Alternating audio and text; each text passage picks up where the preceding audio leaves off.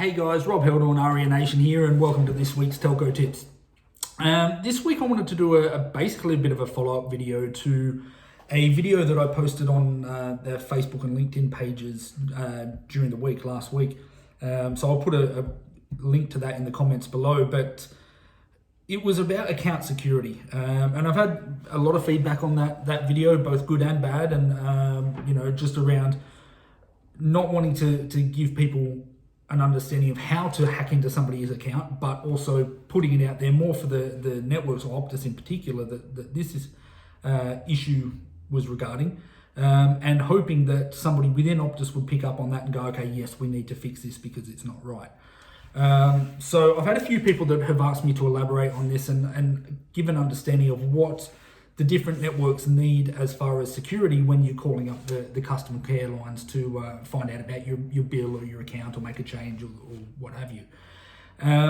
So hence this video. I just wanted to elaborate a little bit on that. So go back a little bit, and I will put a link to that video, but I didn't say too much in there. So I'll explain the situation a little bit more now. So basically what happened was I was calling up for a client to understand when their contracts were up, what the payout figures were, and all of that situation.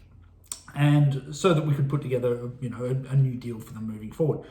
Now, typically in that situation, when you call Optus, they'll ask you for a few different things. Obviously the phone number that you're calling about, or numbers, the account number on the account, the business name, most of the time the address, but your name and your position within that company. They're the things that they typically ask for ID purposes. And we'll get into that in a little while as to why that's not really good enough. But that's typically what they ask, and at least it's something, right? But the conversation that I had last week was basically, here's the phone number, here's the account number, and there was about half a dozen or so phone numbers, or about 10 or so phone numbers. But here's the phone numbers, here's the account number.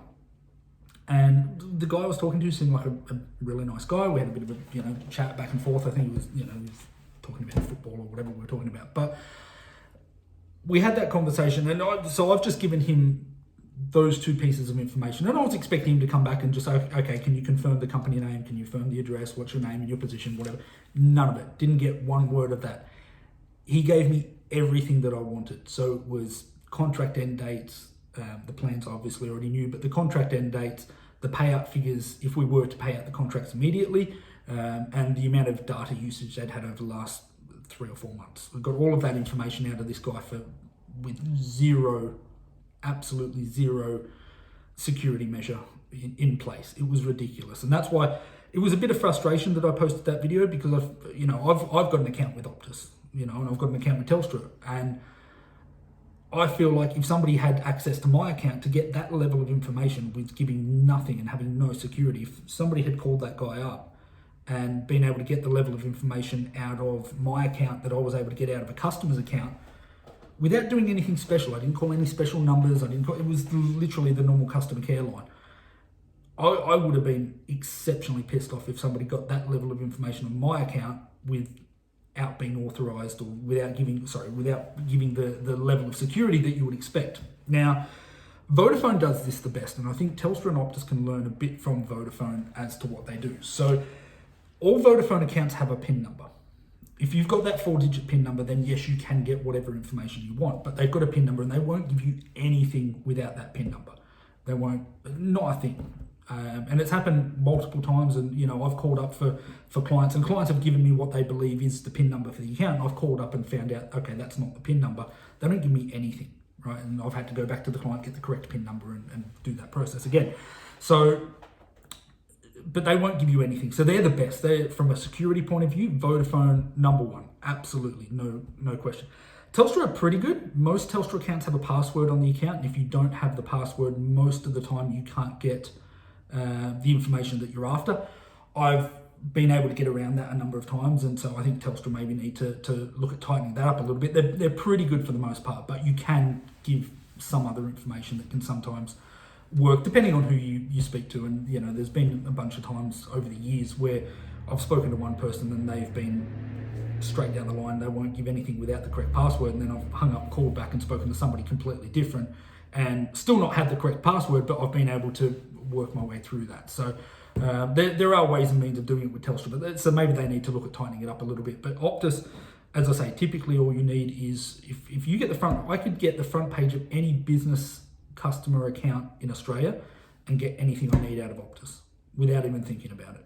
I just can. So the fact that that can be done is not good. That Optus really need to look at overhauling that, and which is strange because on a lot of other levels, Optus are way more security conscious than the other two carriers. But when it comes to calling up customer care and getting that sort of information, that was ridiculous, that situation. And as I say, even their standard, these are the 4 or 5 things that you need. Even with that, as I say, I could have the front page of any customer's bill in the country and get every piece of information I wanted. So look, it's just something to be aware of.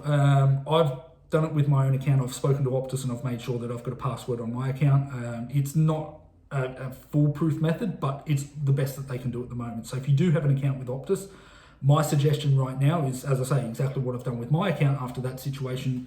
Call it up, get a password added to the account. Make sure, Telstra accounts, they typically have a password.